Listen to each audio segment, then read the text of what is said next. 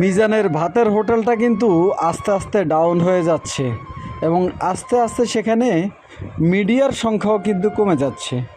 কারণটা হচ্ছে ভাইরাল সবসময় কিন্তু থাকে না।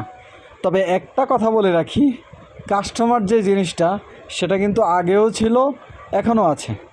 যাই হোক, আপনারা আশা করি বুঝতে পেরেছেন আমি কি বলতে চেয়েছি।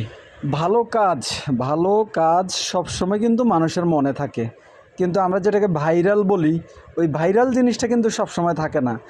আমাদের যেমন ধরেন এক তরকারি যদি প্রত্যেক দিন আপনার বাসায় রান্না করে, তাহলে কি আপনি সেই তরকারিটা প্রত্যেক দিন খাইতে পারবেন? খাইতে পারবেন না, ঠিক আছে।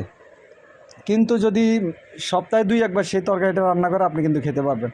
ঠিক এমনিভাবে মিডিয়া হচ্ছে এমন একটা বিষয়, মিডিয়া প্রতিদিন নিত্য নতুন খবরের পিছনে দৌড়ায়।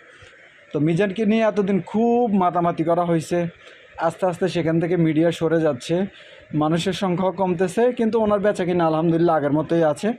তো ভালো কাজ যেটা উনি করতেছে, ওই ভালো কাজের মাধ্যমে ওনার বেচা বিক্রিটা আমি চাই যে কন্টিনিউ হোক।